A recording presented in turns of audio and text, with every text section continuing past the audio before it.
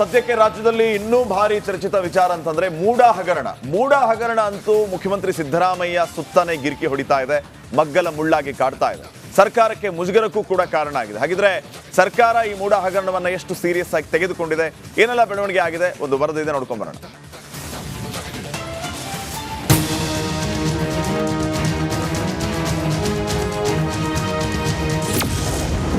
ಕಾಂಗ್ರೆಸ್ಗೆ ಕಂಟಕವಾದ ಮೂಡ ಹಗರಣ. ನ್ಯಾಯಾಂಗ ತನಿಖೆಗೆ ರಾಜ್ಯ ಸರ್ಕಾರ ಆದೇಶ. ಸಿದ್ದರಾಮಯ್ಯ 2.0 ಸರ್ಕಾರ ಅಸ್ತಿತ್ವಕ್ಕೆ ಬಂದಾಗಿನಿಂದ ಒಂದಲ್ಲ ಒಂದು ಹಗರಣಗಳ ಸುರುಳಿ ಕಾಂಗ್ರೆಸ್ ಸರ್ಕಾರವನ್ನ ಸುತ್ತಿಕೊಳ್ತಿವೆ. ಮೊದಲು ಕಮಿಷನ್ ಆರೋಪ, ನಂತರ ಟ್ರಾನ್ಸ್ಫರ್ ದಂಧೆ ಆರೋಪ, ಬಳಿಕ ವಾಲ್ಮೀಕಿ ನಿಗಮದ ಹಗರಣ, ಈಗ ಮೂಡ ಸೈಟ್ ಅಕ್ರಮ. ಸಿಎಂ ಸಿದ್ದರಾಮಯ್ಯ ಅವರ ತವರಲ್ಲೇ ಈ ಹಗರಣ ಬೆಳಕಿಗೆ ಬಂದಿದ್ದು, ಈ ಹಗರಣದಲ್ಲಿ ಹಲವು ಅನುಮಾನಗಳು ಕೂಡ ವ್ಯಕ್ತವಾಗಿವೆ. ವಿಪಕ್ಷಗಳಂತೂ ಸಿಎಂ ಹಾಗೂ ಕಾಂಗ್ರೆಸ್ ಸರ್ಕಾರವನ್ನ ಕಟ್ಟಿ ಹಾಕಲು ಶತ ಪ್ರಯತ್ನ ನಡೆಸುತ್ತಿವೆ. ಇದರಿಂದ ತಪ್ಪಿಸಿಕೊಳ್ಳಲು ಸರ್ಕಾರ ಈಗ ಈ ಹಗರಣವನ್ನ ನ್ಯಾಯಾಂಗ ತನಿಖೆಗೆ ನೀಡಿ ಆದೇಶಿಸಿದೆ.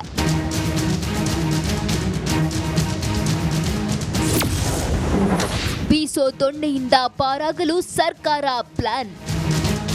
ಮೂಡ ನಿವೇಶನ ಹಂಚಿಕೆ ಅಕ್ರಮ ಪ್ರಕರಣವನ್ನ ನಿವೃತ್ತ ನ್ಯಾಯಾಧೀಶರಿಂದ ತನಿಖೆ ಮಾಡಲು ಸರ್ಕಾರ ಆದೇಶ ಮಾಡಿದ್ದು, ಪಿಎನ್ ದೇಸಾಯಿ ಏಕಸದಸ್ಯ ವಿಚಾರಣಾ ಆಯೋಗಕ್ಕೆ 6 ತಿಂಗಳಲ್ಲಿ ತನಿಖಾ ವರದಿ ಸಲ್ಲಿಸಲು ಸೂಚನೆ ನೀಡಿದೆ. ಪ್ರತಿಪಕ್ಷಗಳ ಆರೋಪಗಳಿಗೆ ರಣತಂತ್ರ ರೂಪಿಸಿದ ಸರ್ಕಾರ ಬಿಜೆಪಿ ಜೆಡಿಎಸ್ ಮುಖಂಡರಿಗೆ ಹಂಚಿಕೆಯಾದ ನಿವೇಶನ ಬಗ್ಗೆಯೂ ತನಿಖೆಗೆ ತೀರ್ಮಾನಿಸಿದೆ. ಅಲ್ಲದೆ ತನಿಖೆಯ ವ್ಯಾಪ್ತಿ, ನಿಯಮ, ಷರತ್ತುಗಳ ಬಗ್ಗೆ ಶೀಘ್ರವೇ ಪ್ರತ್ಯೇಕ ಪ್ರಕಟಣೆ ಹೊರಡಿಸಲಿದೆ ಸರ್ಕಾರ. ಒಟ್ನಲ್ಲಿ ಸಿದ್ದರಾಮಯ್ಯ ಸರ್ಕಾರ ಬೀಸೋ ದೊಣ್ಣೆಯಿಂದ ಪಾರಾಗಲು ಪ್ಲಾನ್ ಮಾಡಿದೆ.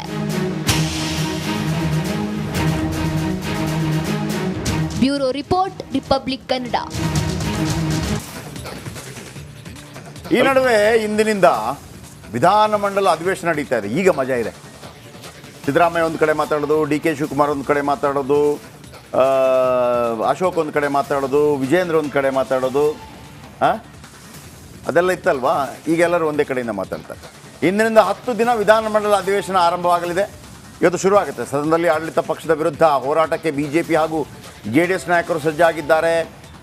ಈಗ ಒಂದು ಮೂಡ, ಮತ್ತೊಂದು ವಾಲ್ಮೀಕಿ ನಿಗಮದಲ್ಲಿ ಫುಲ್ ಕಟ್ಟಿ ಹಾಕೋದಕ್ಕೆ ಟ್ರೈ ಮಾಡಿದ್ದಾರೆ.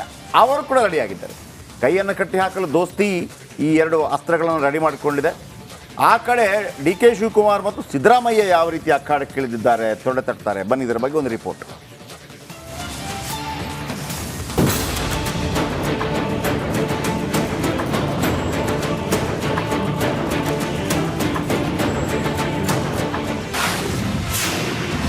ಇಂದಿನಿಂದ ವಿಧಾನಮಂಡಲ ಅಧಿವೇಶನ.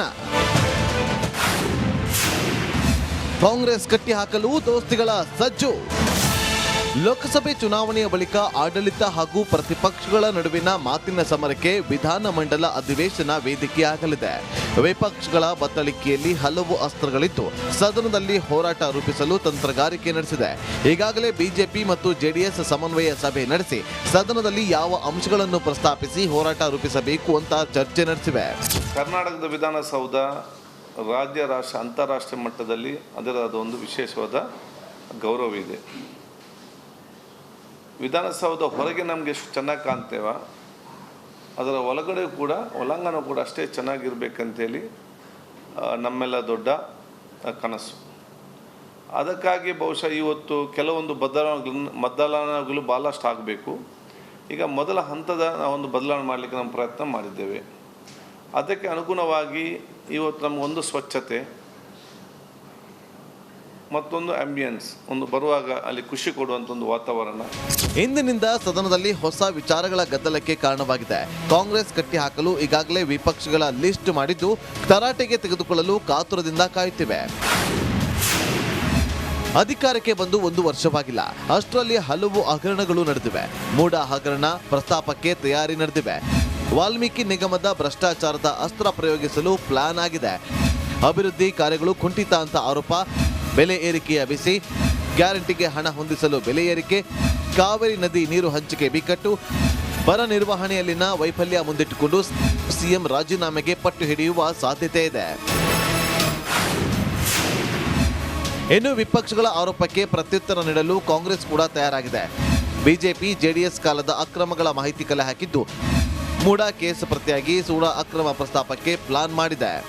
ಶಿವಮೊಗ್ಗ ಪ್ರಾಧಿಕಾರದಲ್ಲಿ ನಡೆದಿದೆ ಎನ್ನಲಾದ ಸೈಟ್ ಹಂಚಿಕೆ ಗೋಲ್ಮಾಲ್ ಬಿಜೆಪಿ ನಾಯಕರು ಶಾಮೀಲು ಆಗಿದ್ದಾರೆ ಎಂಬ ಮಾಹಿತಿ ಸಂಗ್ರಹ ಮಾಡಿದ್ದು ಸದನದಲ್ಲಿ ದಾಖಲೆ ಬಿಡುಗಡೆ ಮಾಡೋದಕ್ಕೆ ಕಾಂಗ್ರೆಸ್ ಚಿಂತನೆ ನಡೆಸಿದೆ.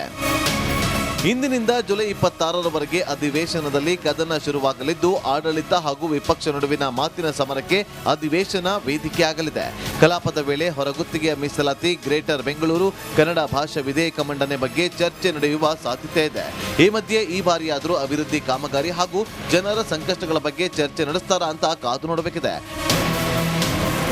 Bureau report, republic Kannada.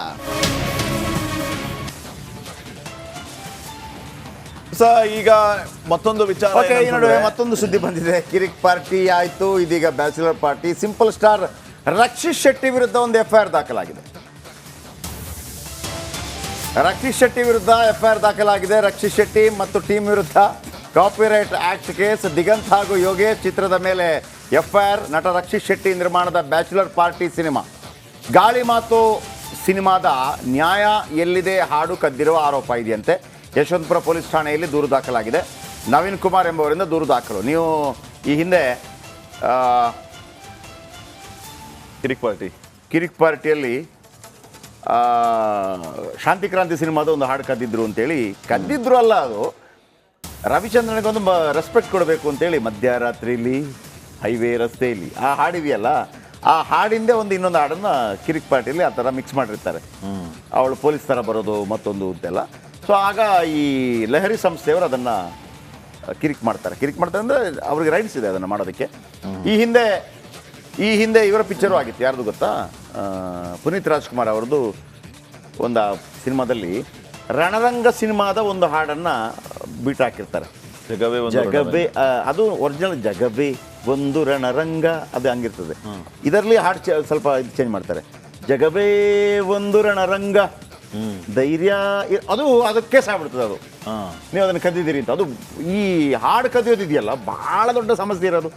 ಈಗ ನಿಮಗೆ ಕಿರಿಕಿರ್ತಿಯಲ್ಲ, ಇದು ಈ ಹಾಡು ಆಯ್ತಲ್ಲ, ಯಾವುದು ಇವರ ಕಾಂತಾರ ಸಿನಿಮಾದಲ್ಲಿ ಆ ಹಾಡು ಟ್ಯೂನ್ ಕದ್ದಿದ್ದಾರೆ, ವರಾಹ ರೂಪಂ ಕದ್ದಿದ್ದಾರೆ ಅಂತ ಆಯಿತು. ಆಮೇಲೆ ನಿಮಗೆ ಸಿನಿಮಾ ಸ್ಟಾರ್ಗಳು ಇದ್ರ ಬಗ್ಗೆ ಎಷ್ಟು ಸೂಕ್ಷ್ಮಮತಿ ಆಗಿರ್ತಾರೆ ಅಂತಂದರೆ, ಜೇಸುದಾಸ್ ಅವರು ಒಂದು ವಿಡಿಯೋ ಕ್ಲಿಪ್ ಮಾಡಕ್ಕೆ ಬಿಡಲ್ಲ ಅವರ ಹಾಡನ್ನು. ಅವರ ಎಲ್ಲ ಸಿನಿಮಾಗಳು, ಎಲ್ಲ ಹಾಡುಗಳು, ಅವ್ರು ಯಾವುದೇ ಹಾಡು ಹಾಡಿದ್ರು BMG ಅವರು ಅದನ್ನು ಖರೀದಿ ಮಾಡ್ತಾರೆ. ಅವ್ರಿಗೊಂದು ಸ್ಪೆಷಲ್. ಅವ್ರು ಯಾವುದೇ ಹಾಡು ಆಡ್ಬೋದು ರೀ, ಏನು ಆಡಬೇಕಿದ್ರೆ, ಬಟ್ BMGಗೆ ಆಡಬೇಕು. ಅದು ನನಗೆ ಗೊತ್ತಿರಲಿಲ್ಲ. ನಾನು ಒಮ್ಮೆ ಒಂದು ಕ್ಯಾಸೆಟ್ ಎಲ್ಲ ಮಾಡುವಂಥ ಸಂದರ್ಭದಲ್ಲಿ ಹಿಂದೆ BMG ಅಂದರೆ ಕಂಪನಿ ಇದೆ ಅದು. ಓಕೆ. ಆ ನಾಯಿ ಒಂದು ತಿರುಗೋ ಒಂದು ಇದಿದೆ ಗೊತ್ತಾ? ಮೊದಲೊಂದು ಲೋಗೋ ಇತ್ತಲ್ಲ, ಆ ಕಂಪನಿ ಅದು ಜರ್ಮನ್ ಕಂಪನಿ ಅದು. ಓಕೆ. ಇವರನ್ನು ಸ್ಪಾನ್ಸರ್ ಮಾಡಿದೆ ಅದು. ಅಂದರೆ ಈ ಹಾಡಾಡಿ ಇದಕ್ಕೆ ಸ್ಪಾನ್ಸರ್ ಮಾಡ್ತೀವಿ ಅಂತಲ್ಲ, ನೀವು ಯಾವುದೇ ಹಾಡು ಎಲ್ಲೇ ಹಾಡಿದರೂ ಕೂಡ ಆ ಹಾಡನ್ನು ನಾವು ತಗೋತೀವಿ ಅನ್ನೋಂಥ ರೀತಿಯಲ್ಲಿ ಮಾಡಿದರು. ಹಾಗಾಗಿ ಅವರ ಹಾಡುಗಳಿಗೆ, ಮತ್ತು ಈಗ ಕೆಲವರು ಅಷ್ಟೇ, ಈ ಸಿಂಗರ್ಸ್ ಎಲ್ಲ ಅವಕಾಶ ಕೊಡೋದಿಲ್ಲ. ಆಮೇಲೆ ನೀವು ಯಾವುದೋ ಹಾಡನ್ನು ನಾವು ಸಿನಿಮಾದಲ್ಲೇ ಈಗ ನಿಜವಾಗಿ ಟಿವಿಗಳಲ್ಲಿ ಮತ್ತೊಮ್ಮೆ ಸ್ವಲ್ಪ ಹಾಕ್ತೀವಿ, ಇಷ್ಟು ನಿಮಿಷ ಮಾತ್ರ ಹಾಕ್ಬೋದು ಅಂತೇಳಿ.